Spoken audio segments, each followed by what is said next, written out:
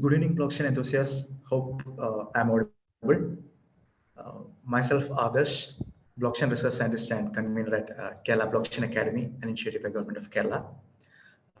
It's my honor to become the moderator of this exciting panel discussion on applying blockchain to power the connected enterprises. And I would like to thank the organizers for providing this opportunity. So, with a growing number of adoptions and a huge number of blockchain enthusiasts across the world, the significance of blockchain technology is on the rise across the world.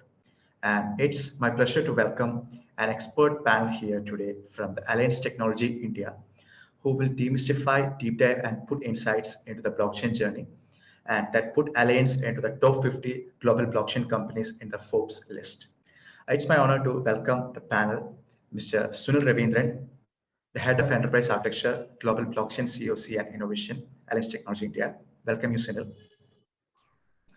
Mr. Joseph Tharakan, Application Architect in Blockchain, Allianz Technology India. Welcome you, Joseph. Mr. Alan Josh, Blockchain Specialist at Allianz Technology. Welcome, Alan. And Mr. Carmal Shaktan, Software Engineer in Blockchain at Allianz Technology India. So with the interest in time, we'll be focusing exclusively on what exactly is blockchain and how the Allianz Technology India have built a great product on blockchain technology for the interest of time. And a general reminder to all the participants over here, kindly post your queries in the Q&A section in your Zoom webinar platform. We will take the questions at the end of the webinar. So without further delay, I will move to the panel. I would formally welcome all the panel members for this online webinar. Thank you, Let me Adarsh. start with, thank you. Let me start with Sunil itself. Hi, Sunil. So it would be great if we can give an introduction to blockchain because we have a lot of audience here. It would be great if you can give an introduction to blockchain and explain what are the problem patterns that the blockchain as well as the distributed ledger technology is being addressed at the Allianz Technology India. Thank you. Thank you very much, Adarsh. We have been talking about blockchain for almost 36 months now. And during this period, blockchain as a technology has also received widespread attention as well as interest, not just from the technology community, but even from outside. So it's my pleasure to be here as part of this panel discussion today. And it's my privilege to talk to all of you. So thank you all the attendees and thank you organizing team for having me here. So what is blockchain, right? So what is blockchain really? If you can move to next slide, Joseph. Yeah. Blockchain is nothing new when you look at it technically. It's a collection of concepts that are already, in fact, around us. But blockchain actually binds them together in a very interesting way, and then actually helps us to address certain problems that exist in modern enterprise. And that's why it's of interest, it's of value to a modern organization. What are these concepts? We will look at them one by one. The first concept is concept of shared ledger. The, a shared ledger is essentially a database, but it's a different type of database. It's a append only database. It's an append only and distributed database. It's an append only distributed immutable database where you will be able to see the audit track, right? So that is a concept of shared ledger.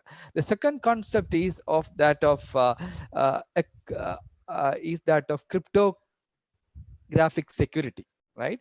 And this is important because you need to make sure that when you are sharing something between participants, it is cryptographically secured. And we know that blockchain has a very strong association with cryptography. Anything beyond this would be, beyond the scope of this discussion, but so we will park it at this level. And the third point is distributed consensus, very important. When you think about blockchain, you can visualize different participants acting together on a shared data or shared database. So it's very important that how these parties are engaging, and in that spectrum, it's very important to understand how they are acting on that data. And this is what is referred to as consensus. And there are different distributed consensus algorithms available in the market. The fourth point is around smart contracts, and smart contracts are nothing but programmable logic, programmable code, programmable business contract. And this is important because this gives you the opportunity to execute business logic without any manual intervention within the blockchain framework itself. And the last but not the least concept is around tokenization. Tokenization is something very familiar now due to the popularity of Bitcoin and NFT. And we must acknowledge that the technology behind the Bitcoin, the technology behind cryptocurrency, the engine behind cryptocurrency is actually blockchain. So these are the concepts that actually brings together the that were in existence before, but binds together in a very interesting way. And now we would call them under the umbrella of blockchain technology. Yeah, if we can go to the next slide. But there is a definition for us within Allianz. This is a definition that we have been using for quite some time. And the way we define blockchain in Allianz is as a shared ledger record of transactions, as an agreed and common version of the truth that different parties hold and engage with. All the points that we address in our previous topic is actually covered in this definition. A shared ledger record of transaction, meaning it is not a central database, but it's a shared ledger record of transaction, shared between different parties. When you think about blockchain, it's always good to think about as a network of participants as well, and an agreed and common version of the truth, an agreed and common version of the truth acceptable to all the parties in the network, and that different parties in the network that hold and engage with. So that's a definition that we typically use. Now if you look, you can visualize this like a workflow. Like there is a business event, and business event, it can be a user action, it can be a previous business event that actually triggers a smart contract, and this smart contract initiates a transaction in the blockchain network, and this transaction would result in a ledger state, right? Those who you can consider ledger state like a stable database state that is propagated to all the parties in the network, and this in turn can repeat like a chain reaction, and repeat like a cycle. So this is a way we would define. Now important question is, what problem pattern does blockchain and DLT address at Allianz in particular, and in general in any modern enterprise? It's very important to understand where you can apply blockchain, right? Because from our experience we know that blockchain is now gaining a lot of traction, but it is not a panacea. It is not a solution for every problem. So very important to understand what type of problem statement blockchain as a technology can be best applied. Again, an analogy that I would typically use is, you should not use an AK-47 to kill mosquitoes, right? So you should choose your weapon very well. Now, so we would broadly classify them under three different categories. The first category is, do you have the problem of reconciliation? So what do you mean by reconciliation? You have a process and you would like to reconcile the transactions during that process because you don't really trust what happened. This typically happens when you have interdepartmental processes or intercompany processes. Assume that I'm transferring 100 rupee to you, others, and okay, via a bank. My bank is ICICI and your bank is SBI, and during this transaction ICICI will be deducting 100 rupees and SBI will be adding 100 rupees, right? So in this case ICICI need to make sure that their data points are accurate. Similarly SBI need to make sure that SBI's data points are accurate. So basically you will see two different reconciliation processes, right? If you have a concept of shared ledger, then both ICICI and SBI will be looking at one single database, and there you can avoid the concept of reconciliation, and then you will be able to bring more efficiency, isn't it? So that's a way you will be able to apply blockchain to remove reconciliation. And the second concept is mirrored processes. This typically again happens in intra-organizational processes, right? Where you will typically see processes like KYC, know your customer, or anti-money laundering type processes in the financial sector, and you will see similar processes in other business sector as well.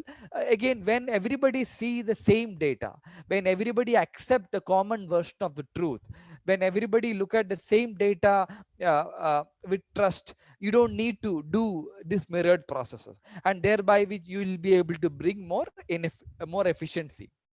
And the third dimension is dimension of audit trail. You need to see, you need to trust what happened on the transaction. You would like to have an audit trail of all the data points that acted on a particular transaction. An example, say from the real world, would be the encumbrances certificate that you will see for a land transaction, right? When you go to a bank loan, when you go to a bank for bank loan, they would like to know what transactions took place on your piece of land in the last 30 years. So that will help the bank to make sure that you are the true owner. There are numerous business processes inside and outside financial industry where you need to know who is the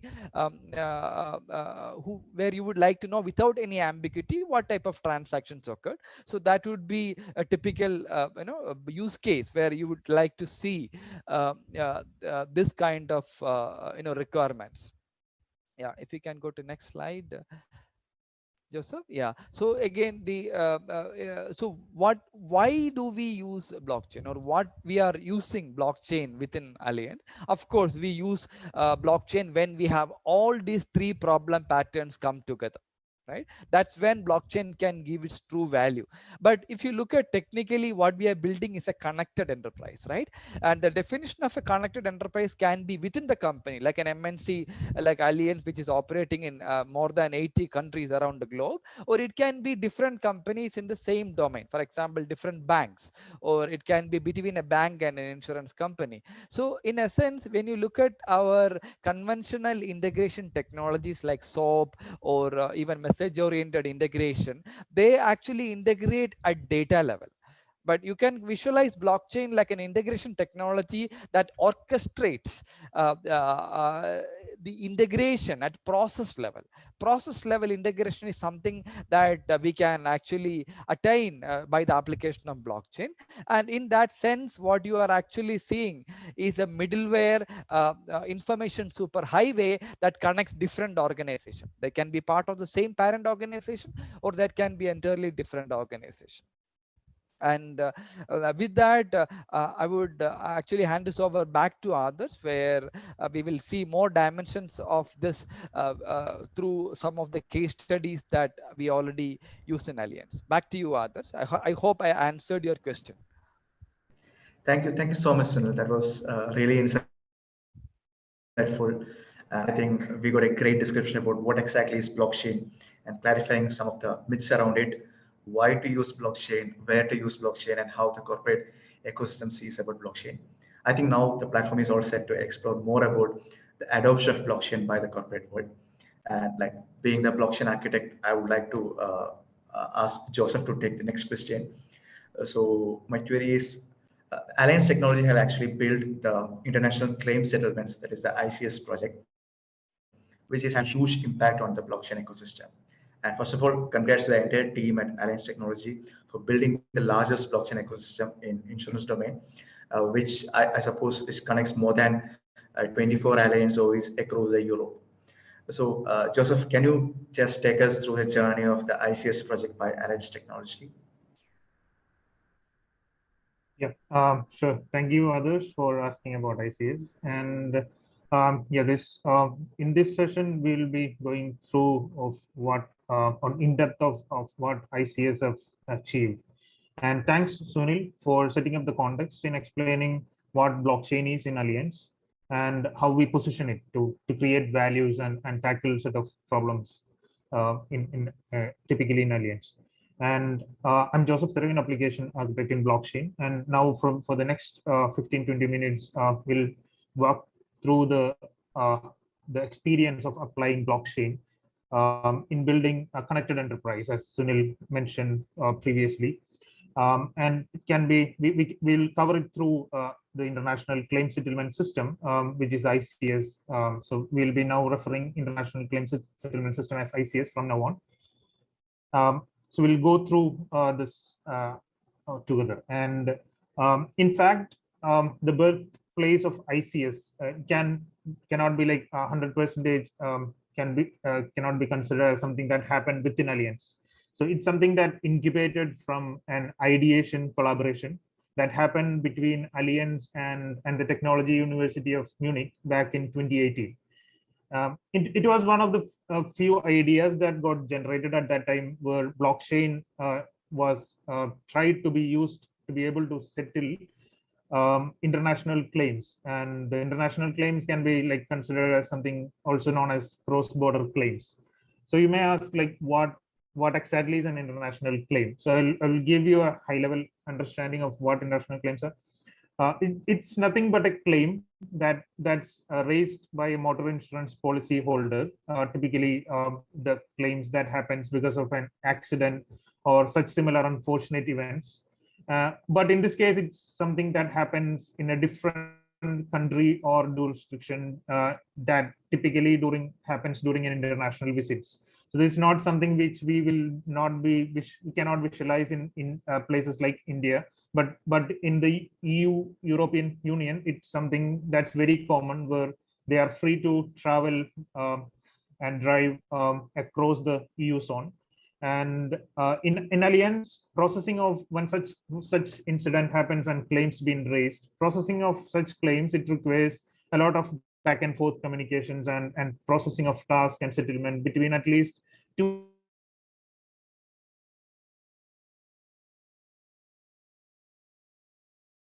Allianz entities will involve, because of the person may be like insured by Allianz France.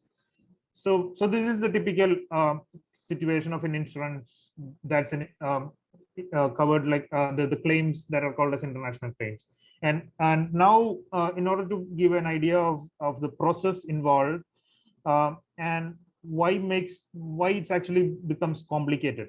The complexity kicks in because, like, we are now referring to like 20 countries that spans across the Europe, and they will be like speaking different languages, and also they have their own process because they have been there for long, and they have their own process in like claim processing will be different for each of these operating entities, like and also some of them will be having their own currency as well. So now it's important to understand what exactly is the problem that we are trying to solve using blockchain, because not every problem can be solved. It's not a panacea. Like, we cannot solve everything using blockchain. So now on the screen, you can see on the left hand side there are a couple of pain points that we have come across for ICS, the international claim settlement process. And main things are like we don't have a standardized approach because it happens between two insurance companies within Allianz, but they have following different process. And also most of the activities are manual in nature, and because of that we have delayed SLAs and also notable error rates because of manual activities.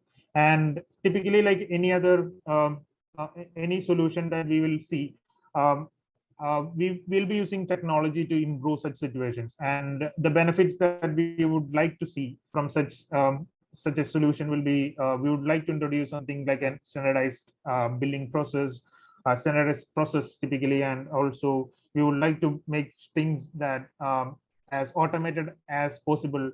And also we would like to make sure that we are seeing a single source of truth, which means like the decision making can be faster, which introduces a lot of which eliminates a lot of friction and improves the speed. Of course, like defining this problem statement and talking the business about the benefits that we can achieve, it's an easy part. And now realizing this and keeping the promise is kind of the hard part, right? Before we actually go in depth into what ICS solution offers, we would like to extend what Sunil have mentioned previously about what blockchain is in Allianz.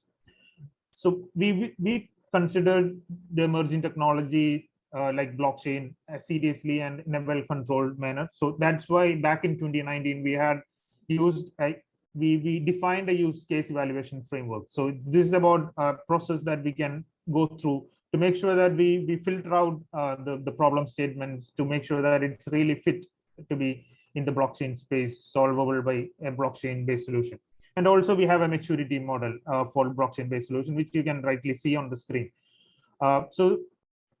Based on these maturity models, it's similar. It's like we have defined like from the ideation phase to the production implementation, it almost will take 2 years in Allianz, and it actually matches with what we'll be having, like 15 to 18 months is the period that experts normally refer in order to bring something as a real network to live.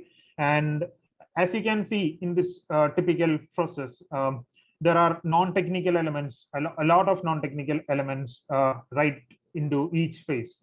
And we just can go through a couple of things because as in the case of ICS, it was like the ideation was basically from involvement with the Technology University of Munich, which involves a lot of activities like use cases, evaluation, the business case evaluation, and bringing out the MVPs, and then we moved on to the pilot phase.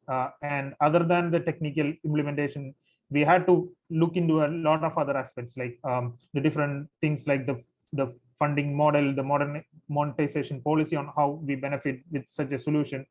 And then on to the production, it involves a lot of other aspects, non-technical and technical as well. In the technical side, it involves a lot of things like how we have to manage the network growth, because we are now referring to something that has to live on 24/7 from now on. That involves like a lot of infrastructure that's shared and distributed in nature. And also a major element of it is like how to manage the operational governance, how to achieve the operational governance, and a lot of other things like the maintenance, the monitoring and troubleshooting aspects of it. So this is typically the maturity model that we go through from ideation to the actual production implementation. And similar to this is what we have done for ICS. So now, as we assume that like we are having a more technical audience now for this session, I will give you a brief introduction to the technology aspects, like the conceptual architecture of what ICS is having. And we'll go through it step by step over the next few slides. I'll try to not confuse you all with the different elements in it. So in this slide, some key messages that we will try to convey here is like, in order to build something like a solution on top of blockchain frameworks like Fabric, we have embraced a lot of modern practices like cloud native approach, microservices style architecture. And I would say or stress that we had to, because without any of these, we will not be able to build and manage such complex distributed architecture. And also, ultimately, what we are trying to achieve here is, as Sunil mentioned, we leverage the blockchain and build something that can act as an inter-entity transaction highway. And this is what you can see down the screen, which acts as which represents the highway. And this can be considered as something as a foundation to enable the connected enterprise. So this completely consists of the blockchain framework components. And in our case of ICS, it involves components for Hyperledger Fabric, and also a couple of other services that enables us to build a shared process on top of this. So on a high level, to give you an overview of what these components are, it consists of smart contracts, and they are nothing but the business logic that's agreed and shared by the participants. And we will be touching upon the different ICS related smart contracts later. Then we have the shared state. So this acts as the shared source of truth. So it's nothing but the storage mechanism or the way to persist data in a blockchain. And this is not typical block storage or object storage solution that you would see. the difference from a typical storage option we have is like this provides a single source of truth, and it also provides a mechanism for the correctness and the consistency of the data we keep on top of it, even though the medium, the storage itself, is distributed. So that's actually what we achieve using a shared state. And then we have the component called ledger, and this is the immutable transaction history, which makes what blockchain. It makes it tamper resistant and auditable. This is where we'll be able to see the history of everything, and that's recorded in blockchain. And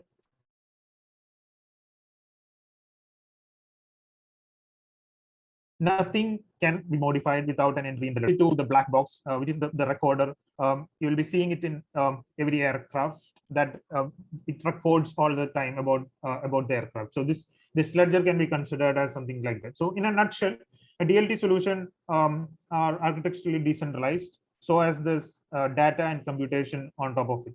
So the shared state handles the decentralized storage, and the smart contracts takes care of the decentralized computation. And also now we have the ledger, which acts as keeps the history of what we have on top of the blockchain network. So now this all is about the interconnected transaction highway.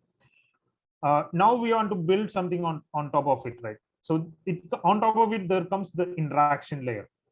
And this is how we able to enable the users to interact and participate in this shared workflow. So now, if we drill down a bit more,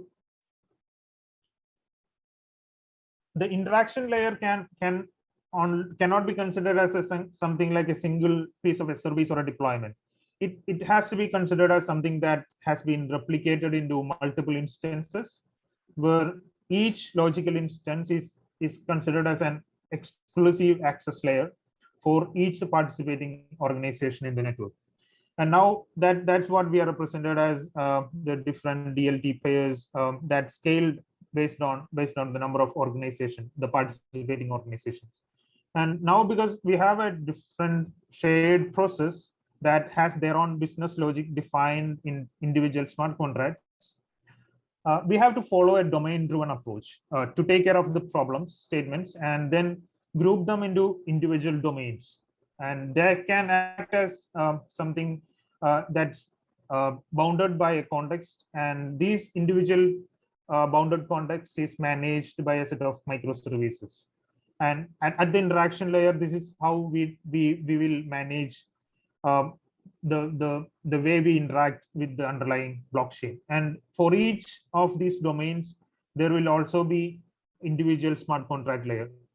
So this is the shared process defined, where on the blockchain layer, we will be having different shared business process that's separated out as individual smart contracts.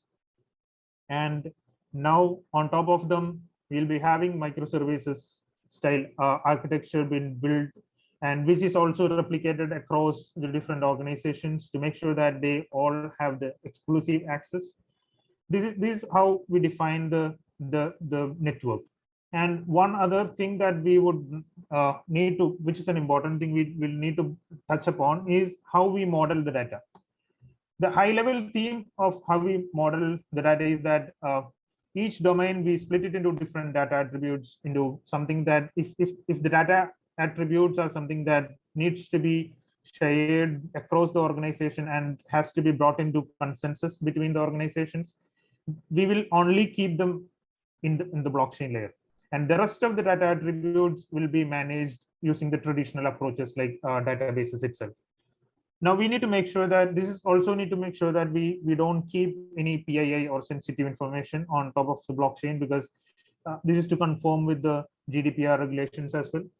And now, if we need to get a materialized view of something like, in the case of ICS, like a claim, we have to combine the data that resides in the relational database typically as off-chain, and also the fields that we store the on-chain. So that's how we get a view of then their claim information in the case of ICS. And also Another aspect is like if you want to implement search related queries and reporting functionalities, we cannot really do a bulk data fetch with sophisticated queries on top of blockchain. So for that, we may have to adopt certain design patterns. Or in the case of ICS, we had to adopt CQRS, the command query response aggregation kind of a pattern, in which we had to separate the reads from the writes, which means like in the case of ICS, the search and reporting functionalities, which are read intensive in nature, they are querying the CQRS database, which actually is been populated with what we have in on Edit, or like it will be automatically populated with the on-chain information as well. So on the end, if you can see on the screen, this is how it looked like on the logical architecture of a typical blockchain-based solution. One key learning that we can see from this is like the blockchain, it's just a component in the larger infrastructure. It only serves a particular purpose, and it's not like replacing everything. And typically, it's extremely easy to have everyone focus only the blockchain part, but not considering the rest of the solution. But here we want to highlight that this is something that we need to understand as well. It's not all about blockchain. It's like a typical holistic solution where blockchain is also part of. So with that, like we will be just on a high level, we'll see what is there in ICS. So this is what you can see in ICS, where we have different domains like claim exchange and billing, and we have separate smart contract layers. On the bottom layer, we have the shared business process that's there, defined as smart contracts for claim exchange and billing. And also on the top in the interaction layer, we have separate microservices that are specifically for each of these shared services.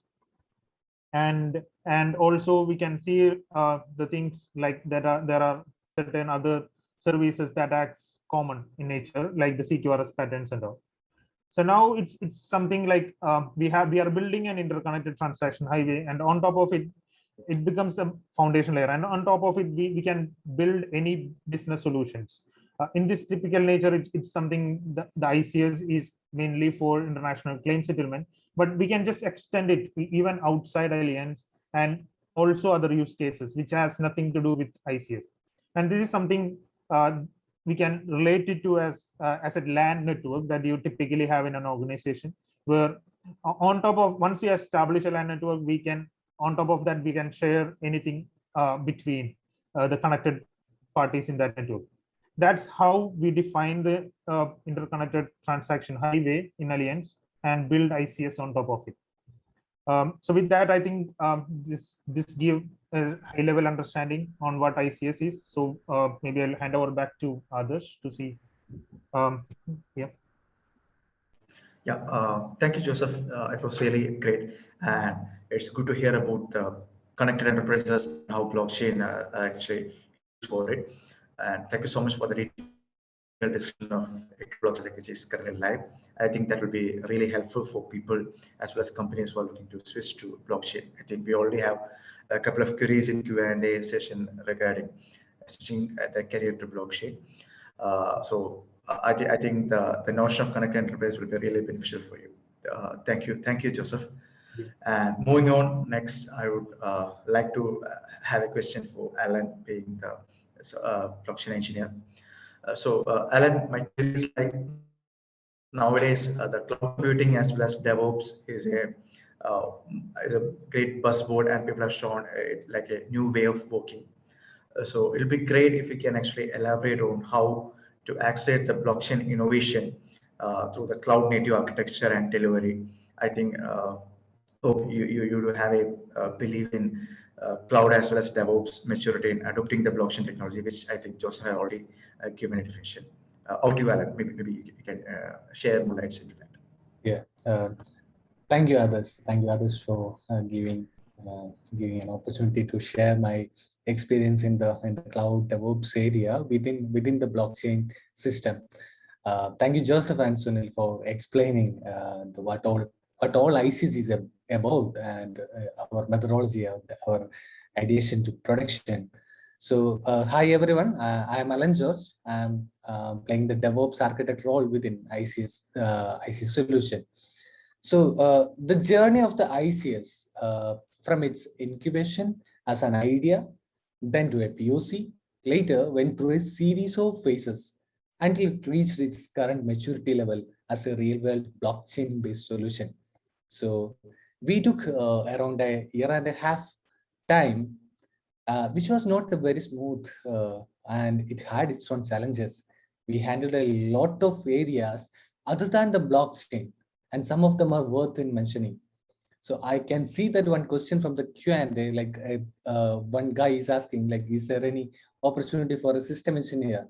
So if you listen to my experience, you can definitely get to that point. It's completely all about the other areas what we played in the within the blockchain. So ICS, it's an IT project which is much more than just an application of a fancy technology like a blockchain. In this part, like I'm trying to cover those critical elements taken into consideration while building a similar solution. So when you consider, like if you listen to the Joseph, like architecturally, ICS can seem a complex system integration project. Like if you see the concept of the ICS that offers a transaction highway and a model shared process between 24 alliance entities in Europe. So the 24 alliance entities means like actually participating in the 24 countries within the Europe. So on implementing this solution in blockchain, we need to set up a complex solution with distributed infrastructure for supporting the whole blockchain network. So if you consider, like we have 24 OEs, and that is actually participating in the blockchain network, then in our infrastructure setup, like when coming to the production setup, we are having like 50 nodes, like around 50 nodes to support this the whole distributed network. That means if you are just imagining the typical software project where applications having 15 nodes, means like we need a 50 implementation layers. So in our production, along with these 50 nodes for the individual OEs or the individual nodes, we are having all the microservices architectures in place as well. So that means like in our production, we are actually running with 150 plus application instances. Just imagine in a typical IT project, how we can manage all these 150 plus instances for a 24 country together in an on-premises setup or a typical infrastructure setup. So for this was one of our challenges as well. Like it is not possible to manage such a large complex system manually or in a typical on-premises solution with a typical IT solution. So we forced to adopt or we forced to learn new technologies or new cloud native architecture methods that can actually support this. So like if you look into our solution, so we actually evaluated multiple technologies in the stack, like how we can actually do this. So we decided to use first a cloud native approach along with the microservice architecture. So that means we fully adopted the cloud. So in our case, we are going with the AWS, but whatever the cloud provider is, like we need a cloud solution, and that also needs to support a scalability as well. So in our case, it's like we started evaluating those things and we adopted the containerization technologies. So everyone may know that in containerization, the Kubernetes is playing one of the major role in the nowadays. So we started adopting Kubernetes, and then again setting up a Kubernetes network in an on-premises, which is not easy. So we go with the cloud offering of Kubernetes, and we started using that one. So and also like when we set up all these network, for example, maybe in a DevOps team, you might see that. Like doing a change or making a change in any of these participating OEs, like the nodes or any of the microservices, it's something like we need to do this for all the countries. Like we need to implement all this for all the nodes within that network. So it's not an easy task to do this manually. We definitely need to adopt, like like ourselves, we forced to adopt those new technologies, or the DevOps practices, pure DevOps practices within the IC solution. So in our case, we implemented the continuous integration, continuous deployment, and even the GitOps models, all those best practices into our project. If I remember, like while we started the project, like it was our first phase where we took around like almost 7 sprints. Like the whole project was just a 12 sprint for the initial release. So we took almost 7 sprints, like along with the development. We spent that much time to set up the baseline of all these automations, all the continuous integration, continuous deployment, all these the infrastructure automation, and all those DevOps spaces. With that strong base, we could actually move with like setting up these complex system into a smooth, like easily manageable solution. So in our case, just imagine like this: we have all these OEs, or all these countries are participating into the blockchain network and into our production network. It's not easy to manage the configuration of all these things along with these latest technologies. We cannot easily manage all these configurations. So it's always there is a chance like it can be overwritten, or it can be something goes wrong. So we need to keep this as a code as well. So along with our application, along with our blockchain, in DevOps also, like we kept everything as code. So for that, we started again evaluating how best we can do that, and we adopted the GitOps model. Maybe maybe you all heard about this time, the GitOps model. A GitOps model, it's actually a model on top of DevOps that can keep everything as a code and Git as a single source of truth. So we are following with this model. So in our case, like all the infrastructure, all the pipelines, or whatever things in our case, we kept everything as a code. So it was like a pretty good achievement within our case. Like that means we have that control to like monitor and manage our infrastructure very easily and smoothly, like whoever in this team. So also it's an essential part to have a fully automated infrastructure and an automated process as well. So along with this, like when we construct like the CI/CD or the infrastructure automation and everything, we have a lot of other processes as well. Like for example, in our definitely whatever the application in the case, like we along with this is the typical CI/CD things, we have a lot of other automation spaces as well. So what we done is like from the day one onwards, like when we get a problem, we will try to automate all these things, and we use the latest technologies, and we use the complete scripting platforms to automate all these processes, and that helped us a lot like with these new tools, new designs, the cloud native architecture, the DevSecOps, the GitOps model, implementing everything in the core. While considering this journey in the DevOps engineer, like while I joined this team like implementing this, like I can say that it's not just a blockchain technology.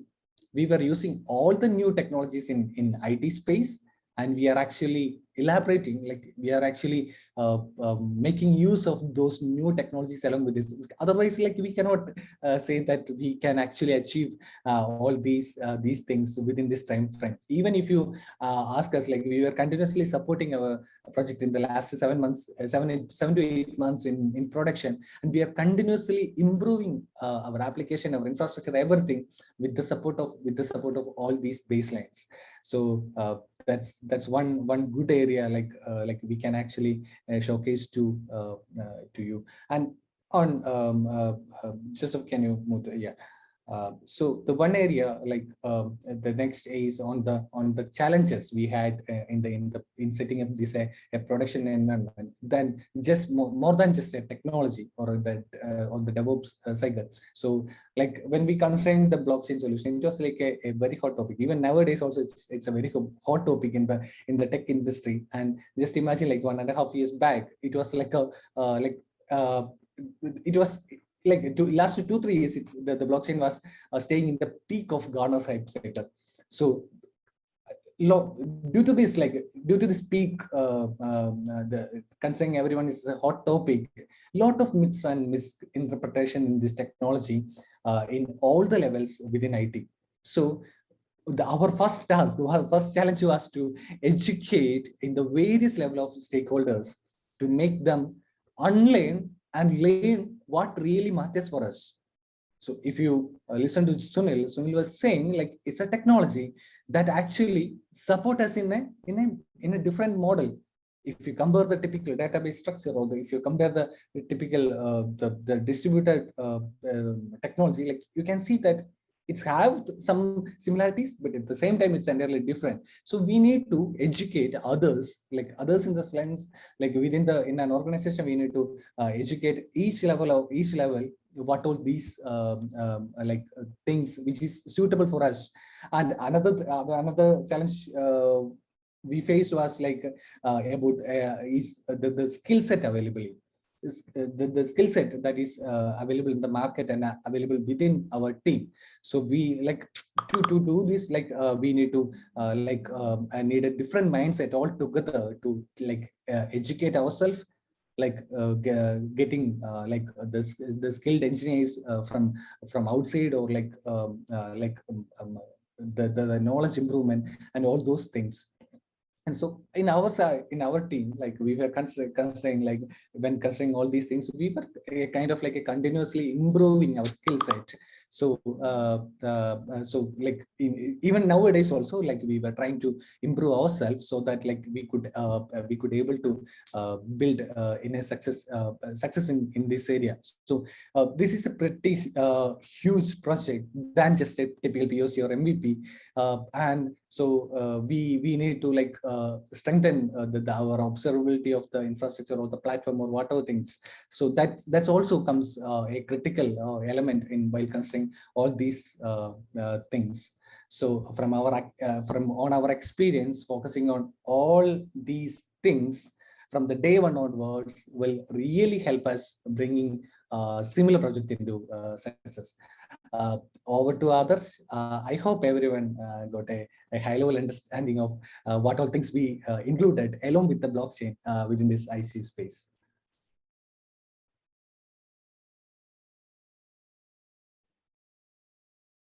Over to others. I think others is on here.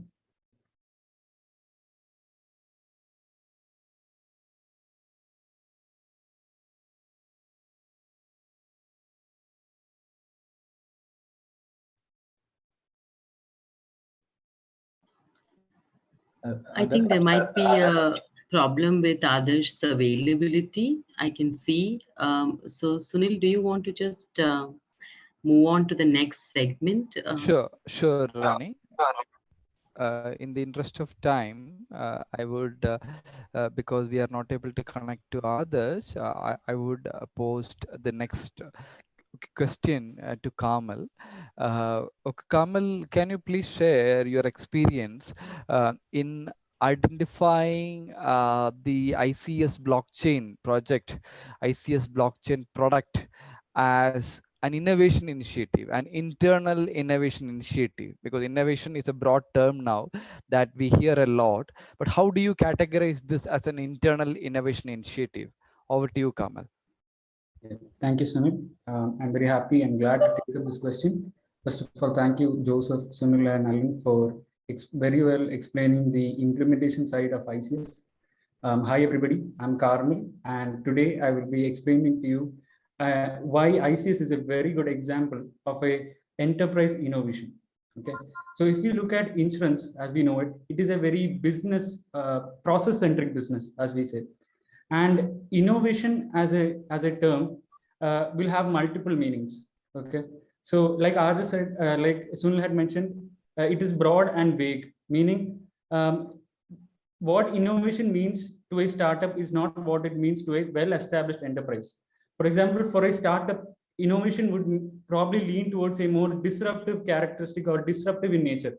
And when we talk about a well-established enterprise, innovation would lean towards sustainable innovation, or we call it incremental innovation, meaning they will work closely on improving the or continuously improving their existing products and services. But for us, we have defined innovation to suit our context. And for us, it means that we are trying to introduce something that is new and relevant into the insurance space. Okay. So if you look at the left-hand side of the slide today, you can see that there are some key criterions mentioned here. So these criterions is what is required to build a successful enterprise innovation. And in this set of criterion, you can see some key terms.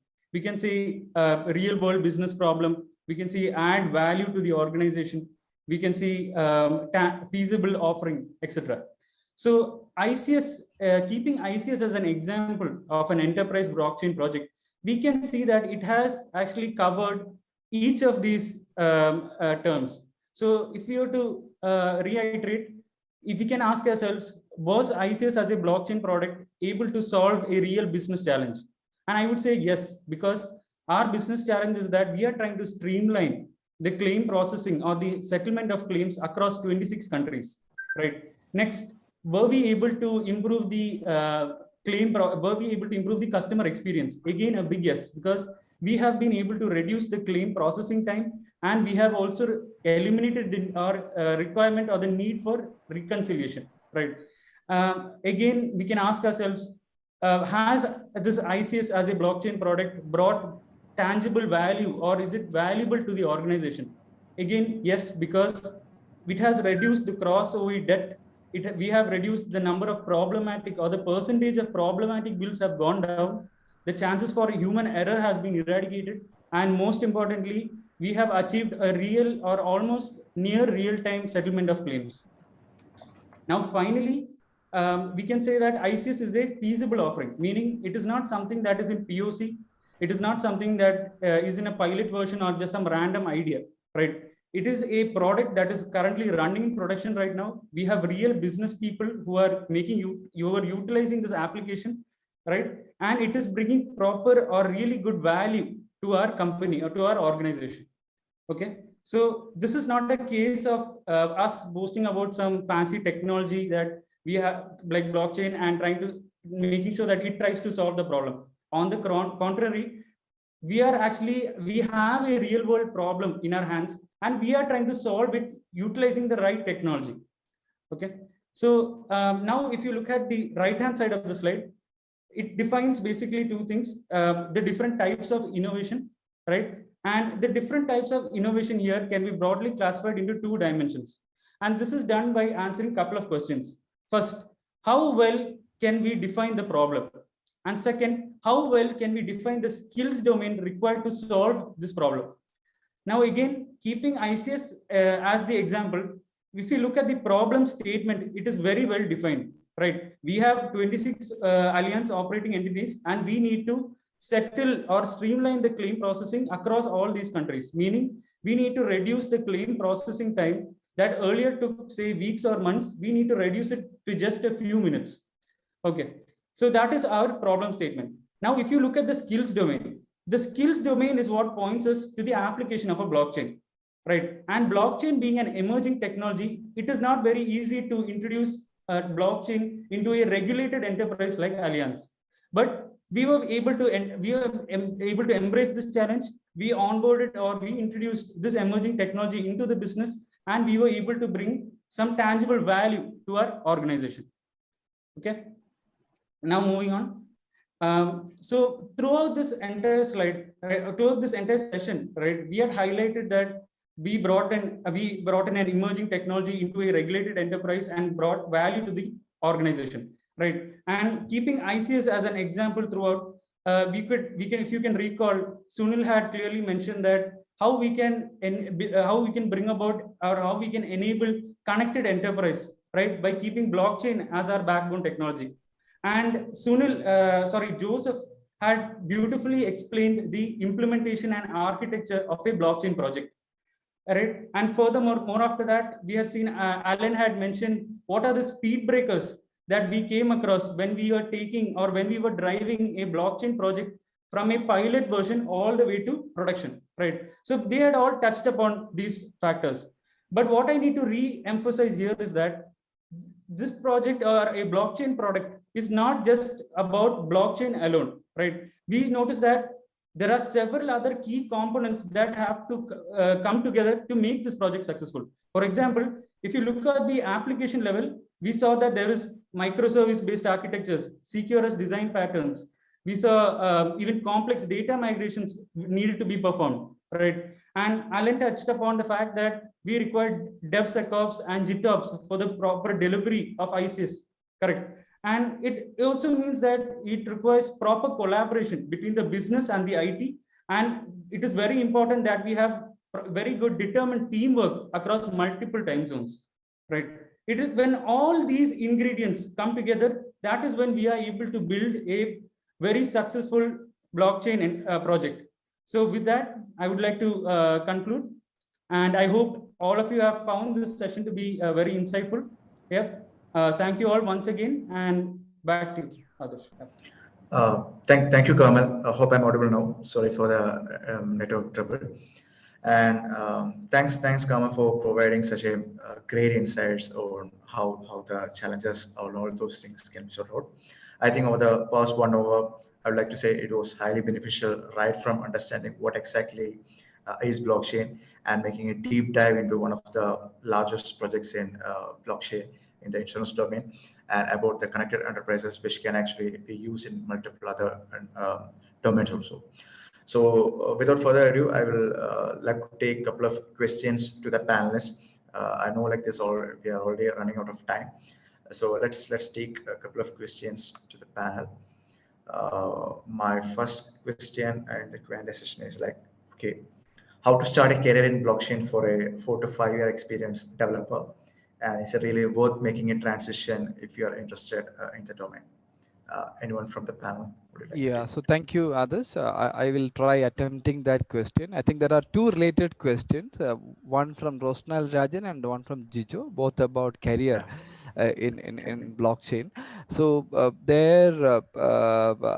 as somebody who is responsible for the blockchain CO in Allianz, I would say that blockchain is a stage in the maturity of integration technology. So you should be having a very thorough understanding of the network aspects, of the cloud aspects, as already very well mentioned by Alan. And then you should be very good in at least one programming language, one modern programming language like Go, Kotlin, etc., which is used by a majority of the blockchain framework. And number three, you should have a very strong appetite to learn technology, because blockchain is something that is continuously evolving. So you shouldn't stop learning on any day, because I started my career with Java and now I am part of blockchain team in Allianz. So learning should be something that you enjoy. So that would be my broad answer. But I would also request others, you also to comment, because you are also responsible for KBA, one of the largest training venture for blockchain in India, if not the world. Yeah, thanks, Sunil. I think as Sunil rightly pointed out, say like blockchain is hardly say 3 to 4 years old in a developer perspective. So anyone with a programming background or even without a programming background can actually learn and start their career in blockchain. It may not be a big Herculean task. Say if you have basics in JavaScript or Java or any kind of object-oriented programming, you can start building small things on blockchain and learn in depth. And I think as Alan rightly pointed out, say people from other domain like the DevOps, cloud networks, all those people have a role in blockchain, because blockchain cannot exist as such. It's actually a combination, or it have to interact with multiple technologies. So yeah, I would definitely say whether you're a system administrator, system engineer, or whatever be your profile, you can definitely find your role in blockchain. Say, we need blockchain network administrators, we need blockchain developers, we need good UI developers, we need Web3 architects, we need DApp developers. All those things are actually required in blockchain. And yeah, you all are welcome to blockchain ecosystem. That's what I would say. Yeah, and if I may supplement with one more point, when you think about a blockchain project, assume that at least 60% of the work is in the business side, because business need to come up with new business model. They need to come up with new way of actually working. So you would need a good number of, I would say, business architects or senior business analysts who understand blockchain technology. So that is in the non-technology side. Yeah, I think most of the similar questions will be answered in that dimension. Yeah. And one other question I think specifically to the Joseph is like the ICS framework can be expanded outside Allianz also. So his concern is regarding with what do you call the Indo-Russian things and all. Yeah. Can this framework be applied to how many countries? Whether they pay each other in their own respective currency. That's one dimension, specifically in terms of payments. He have a query. Yeah, Maybe. it's an interesting thought. I'm sure Joseph can also supplement, but this is a very good application outside the domain that we are currently operating.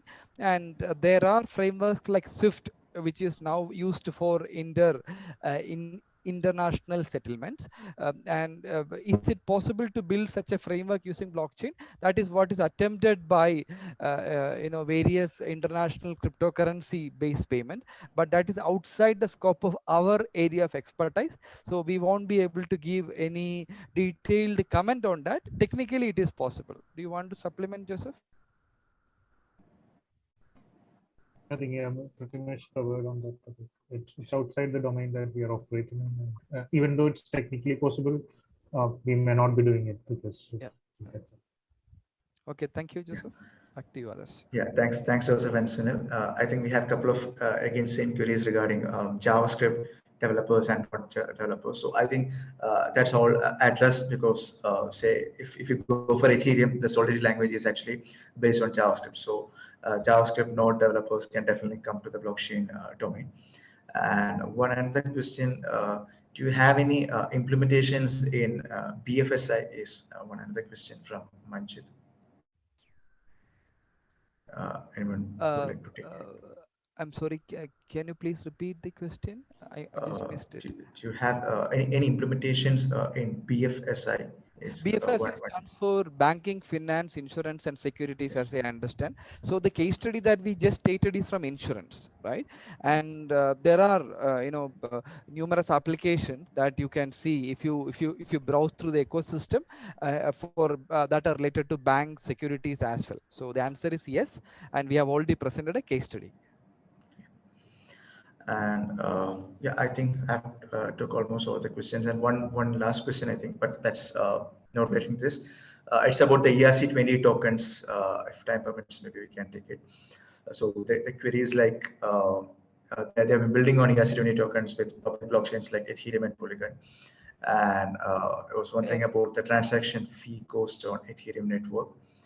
So yeah, again, that is outside our domain because we as a team is focusing more on not on public blockchain, but on private blockchain or enterprise blockchain. But others, if you have a view, I'm sure that you are an expert. I think I can just comment on it. So for the time being, what you ask is right. Say like you have to definitely pay a transaction fee per transaction on Ethereum or in Polygon. But for Polygon, the transaction fee will be very low.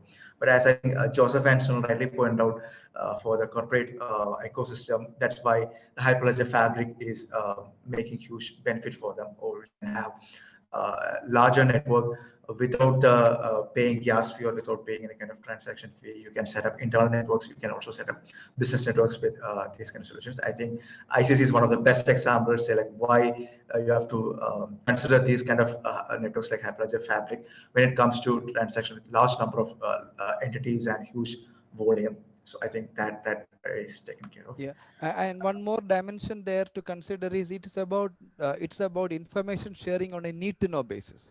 Because in an enterprise, it's not about broadcasting. So you need to factor in those angles as well, which is typically required in a business world. Yeah.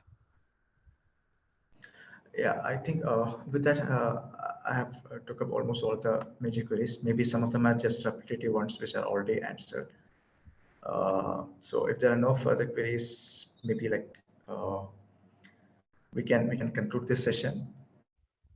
Super. So once again, Yeah. thank you all the participants.